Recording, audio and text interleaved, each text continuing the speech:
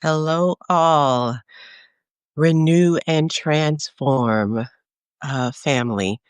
I am just excited to get on and share with you this morning. Normally, what I would be doing around this time is ensuring that I am sending out the next lesson for our Human Development 101 program. And it has been an absolute pleasure so far. And we have definitely shared some sacred vulnerability and insights with one another so far in the program. However, today, definitely because I've gotten a chance to speak with some of you all who are enrolled in the HD 101, but also because we kind of have this fifth week of the month lingering. And I think that this is a good time for us to take a sacred pause. Now, this is, again, something that I am speaking to all of the Renew and Transform online family.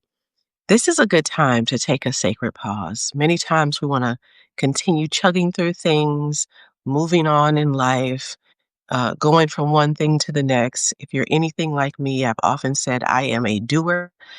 If you give me a list of things to do and you tell me specifically what you need to get done, it's going to get done. And so I've always been someone who is just kind of chugging along and getting things done. Well, even in my own personal life, this is a time of sacred pause. When people have been asking me so far in this month of September, how am I doing? I have literally been responding by, I am learning to sit in the discomfort of peace. And I know that may sound a little weird, but the truth of the matter is, when we are in spaces in our developmental journey, especially early in our developmental journey, where we're used to kind of this chaotic pattern or this tumultuous pattern of up and down and up and down, um, and then my coping mechanism kicked in, right, in my late teens and early adulthood, where it's kind of like, well, I can work my way out of all of this. I can work, work, work, work, work, and just continue to do all the things that I know I need to get done in life.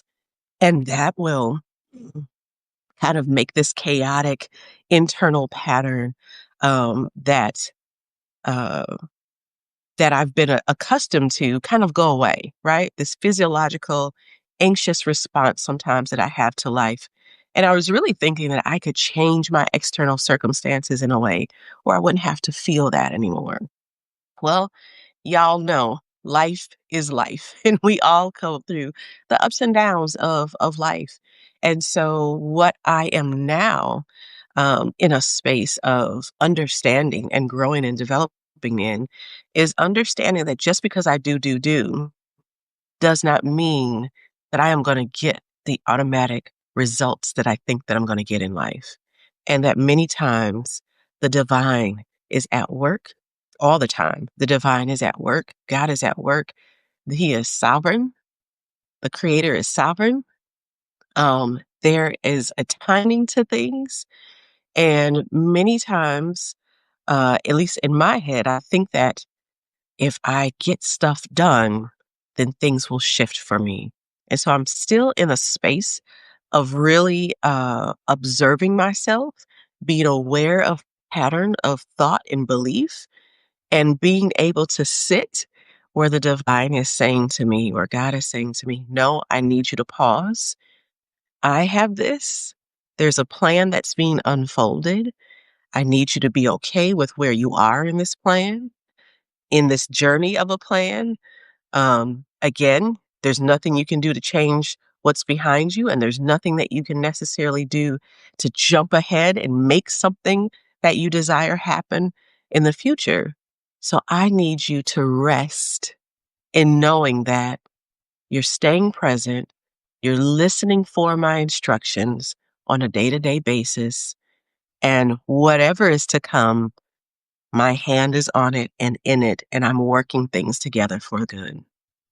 And so for me to sit in a space of trust in God, in the divine, in the Creator, that the plan is unfolding, that the purpose is unfolded, that my calling is unfolding, that life is unfolding in divine timing, not my timing, and not necessarily seeing the results that I'm used to seeing immediately when that hard work kicks into play, and just being okay with being at peace and trusting and kind of just watching as God does what he does has been, again, a place of peace, but also, if I'm honest, a place that is uncomfortable for me. So I'm, again, learning to sit in that discomfort, in that uncomfortable place of doing what I can within a day, what I know that the divine is speaking to my heart and my spirit and my mind for the day, not reflecting too much on the past. There's a lot of healing that's already taken place with that. And really, my biggest challenge right now is projecting too much into the future of the things that I want. What are all the what ifs of what may happen? And how can I exert my own control to kind of ensure that maybe some things that I don't desire to happen don't happen? But again, life is what it is. Many times we don't have as much control as we think we do.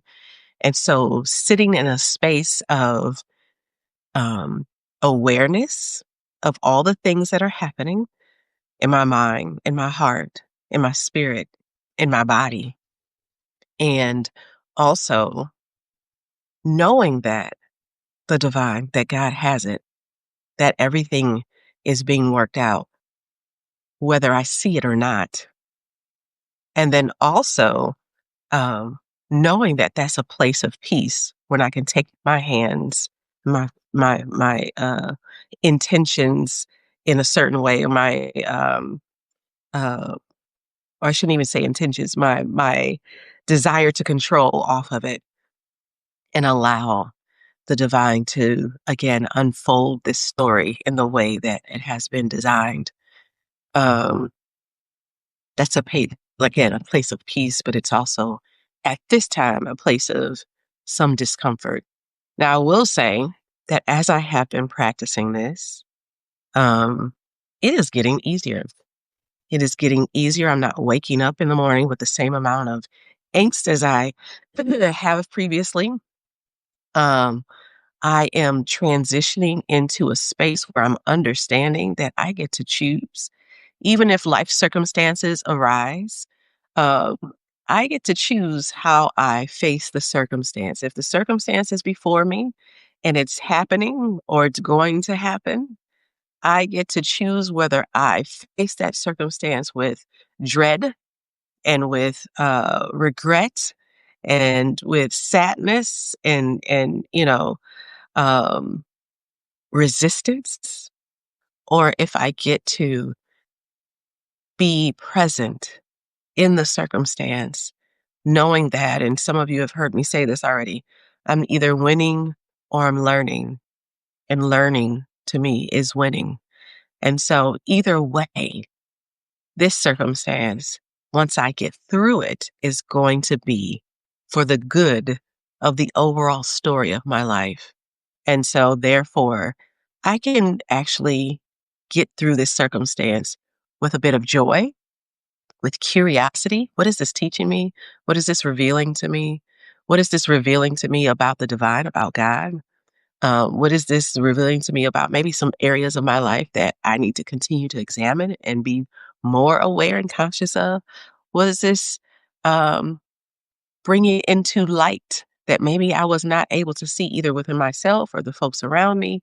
Or again, about who the character and traits and characteristics of the divine that maybe I didn't see before, or at least not on the level that I am currently seeing them in whatever circumstance that I'm in. So I just wanted to also encourage all of you. I have spoken to a number of folks who there are some wonderful, amazing things going on in their lives right now. There are doors opening. There's peace and there's joy in their lives like never before. And just as many folks that I've talked to who are going through those kinds of elated circumstances, there are just as many who are going through really hard and tough transitions in life, uh, dealing with a lot of anxiety and angst and stepping into the unknown in a way that is very uncomfortable. Um, and some of them, again, very hard situations and circumstances. But I just wanted to, again, take this sacred pause with you, encourage you to take a sacred pause wherever you are in your own individual journey, to just say, be present, be present. Take time in stillness wherever you are in your journey. Take some time to be still. Take some time to reflect on where you are today. Take some time to be grateful for where you are today. I was speaking to someone yesterday and they were talking about how they've had some trauma in their lives and that trauma kind of controlled them and they were on autopilot. But now they're in this space where they still kind of see some of the residual um, impacts of that trauma, but they're aware and they see it and they feel it and they can see the emotional triggers. They can see some of the mental beliefs and patterns that have been conditioned because of that trauma. They can see their own um, feelings. They can see, they are watching themselves or observing themselves, and it's uncomfortable. And many times we're in that space of our healing journey. We feel like nothing's happening and we should be further and we should be over these things. And I just encourage them to let them know, look at how far you've come. If before you were on autopilot and the effects of your trauma and some of the challenges in your life caused you to just act and show up in certain ways and think in certain ways and have these emotional responses without you even recognizing that you were having them. But now you're in a space where, yes, they're still there. Yes, you still feel them. Yes, you're still seeing your mind drift in places that maybe you wish it would not drift. However, you're aware. You see it. You're observing it. You're feeling it. You're not pushing it away or trying to cope with it in an unhealthy way. You are present within it and you're moving through it. And that is tremendous growth and development. And it shows that, yes, healing is here. Sometimes we just need to reframe. Sometimes we just need to look at where we are in a space of gratefulness. Look for the gold. Think about where you may have been compared to where you are. Sometimes when we're looking ahead towards a certain goal, we forget how far we've come. So again, sacred pause is a space where we allow ourselves to really look at the whole picture and say, you know what? I may not be necessarily where I desire to be in this particular area of my life, but I'm definitely not where I used to be. And that is a blessing. That is proof that God, that the divine, that the creator is working in you and through you. That is proof that growth and development and healing is taking place. It's present within you.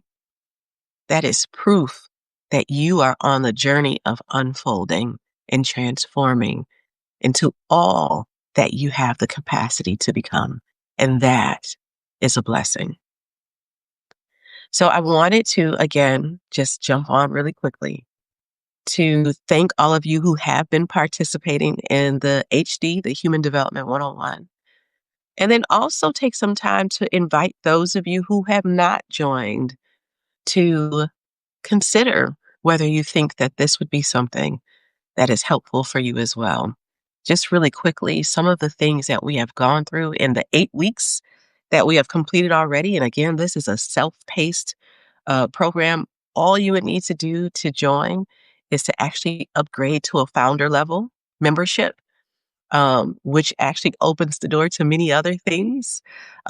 There's monthly readings or webinars that are presented as well. There's booklets that I've actually um, given many books as well to those. Um, so again, I would encourage you, if you think that it's helpful, to upgrade to the founder level, and that will allow you to take this self-paced mini a course. It's a 6-month course. It's not a mini course. Gives you access to the workbook journal, which, from what I've been hearing, has been very helpful for folks in just really processing some of the information that's shared in the lessons. And we get lives. We have actually a live um, session each month where we get a chance to come together and share with one another our insights, questions we have, aha moments, and we're really learning from one another. I'm learning even from those who are participating in the program. But like again, very quickly, so far we've gone through just the introduction, reflecting, a pre-lesson to reflecting on your past development, and then we jump into reflecting on your past development. And the reason we do the pre reflection is because I'm just sharing some tips and some resources and strategies um, that I have found very helpful of, to me, in really staying grounded and present as I do a deep dive into reflecting on some of my past experiences. If you've gone through any challenges or traumas or any hardships in life, that maybe you have found yourself not wanting to revisit, not wanting to look at, and you're just like, I'm past that in life. I don't want to, rehash anything. Totally understandable. That is a normal response to going through hard things. At the same time, many times, if you feel like you're in a space where you're not necessarily moving forward, or you're looking for some additional growth and development, or maybe even to the extent where you may feel a little stuck in some areas of your life, a lot of times the root of why you may feel in that space is back in your past development. And so, very carefully, very honorably, I believe, kind of walk you through a practice of reflecting on past development. Again, that workbook journal is very helpful and useful in that, for you to be able to look at some of the patterns that may have been established, some of the belief systems, the understanding of yourself, of the world around you, of your relationship with other people, of your relationship to the world and the world's relationship to you, um, may be rooted in some of those early moments of conditioning in our lives. And the workbook journal and the first couple of lessons help you kind of prepare, get grounded, and jump into that practice.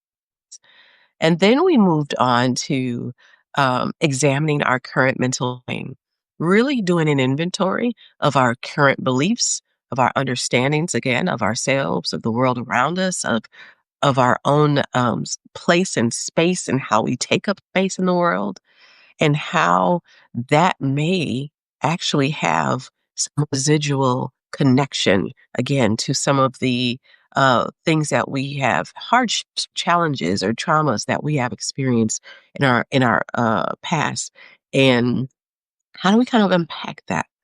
How do we understand, even sometimes, how our current frame of thinking is connected, and how do we slow our minds down sometimes, because thought patterns really come up immediately. And so the lesson also walks through a process of becoming more aware of how these thought patterns and belief systems emerge in our day-to-day lives. Then we actually went into some reflection. So each fourth lesson in the program is a reflective lesson where you're really just kind of going back and honing in on some of the things that you've learned in previous lessons. Um, we go into thoughts and emotions and actions, and how those things are actually connected. How do we go sometimes in a situation from thought to emotion to action? And again, many of those things are automatic for us. And if we don't learn techniques for slowing down, Sometimes, if we're not careful, we're not necessarily showing up in a way that is in alignment with what's happening in the moment. We're showing up in a way that is reflective of internal beliefs and processes that are already going on before we even encountered whatever it is that we're encountering. So it's one of those, again, slowing down and becoming aware. It's identity development we went through. How did you come to an understanding of who you are, of what you can accomplish in life, and how you should relate to the world, of how those around you should relate to you? All of these things are very much attached to our identity, and one of the challenges is that for some of us, and I would even say for many of us, we have learned to disconnect from our own ways of knowing. From the time that we were small children, if you've ever experienced falling down and scraping your knee or hurting yourself, and a parent or caregiver or some other adult around you saying, brush that off. You're fine. It's not that bad. Stop crying or don't cry. Continue moving. In those little subtle ways, those are ways that the people around us and the world around us, our context, actually shapes us into disconnecting from our own ways of knowing, our own intuitive knowledge, our own mental knowledge, our own physiological sensing. um, and so if we are not aware of, first of all, what these modes of knowledge are for us, how we become attuned to the world around us, and how we are able to internally develop our develop our identity, then many times there's disconnections that happen in our lives through situations, circumstance, context, people, places, and things. And so this was a lesson where we get a chance to reflect on how our identity was developed and if we may find ourselves in a place of disconnection in times in our lives. And what does that look like? How can that affect our lives? And how can we begin to repair those disconnections? We also talked about how you show up in the world. Again, knowing some of our past and how they may be connected to our belief systems, understanding how those patterns of thought actually show up in our emotional responses, show up in our actions, then how do we learn how to slow down, step back, become aware of ourselves, observe the experience without getting stuck in it? How do we learn how to walk in the presence of the now moment in power, because that's where our power lies, not in the past, because that doesn't exist anymore, not in the future, because the future doesn't yet exist, but in the now, in the present. How do we remain present and grounded, still feeling all the things that we feel with the experiences that we're currently going through, and being able to walk in our power, to show up in a way that is in alignment with our values. And when we find ourselves in moments where, because sometimes it happens, we just cannot, because of the emotional or physiological response to what's happening around us, we cannot find it within ourselves to show up in alignment with our values in particular moments of life. How do we deal with that? What do we need to do? What are some resources and tools that we can use to get us through those moments? And so that's what that lesson was about. And then our eighth and final lesson so far was, again, how are we taking all of the knowledge from those previous lessons and integrating that into our daily lives and daily practice? Look, every time, again, I've said this before, I have gotten a chance to facilitate Human Development 101, something that I believe was a divine download from God to really share with me an outline of how to um, guide and walk along folks in a process of healing. Every time I facilitate it, there's new things that come up for me. And so it is a practice of consistent and continual evolution on my own behalf.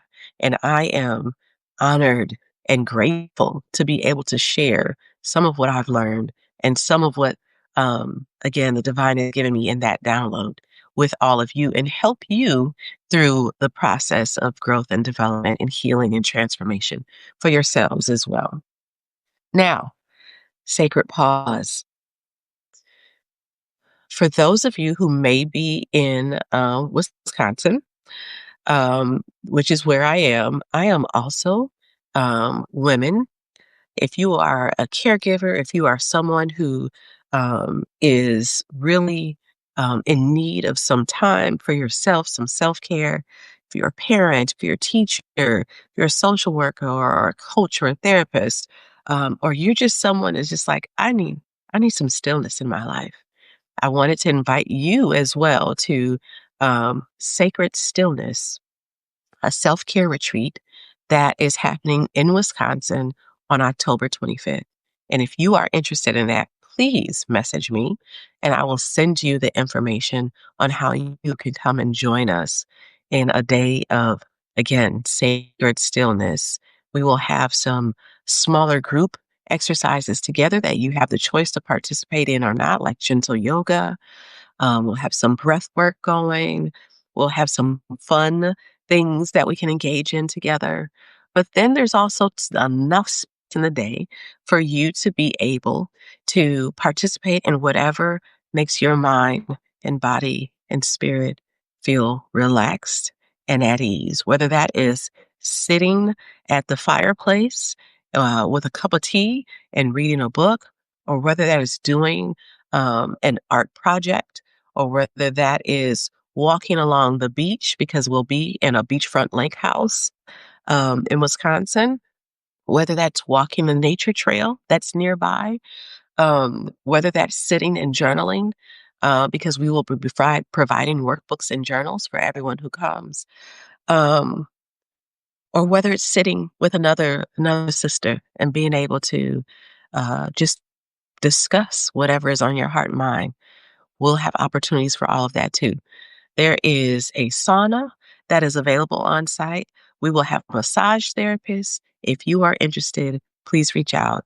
I would love to have you join me at Sacred Stillness.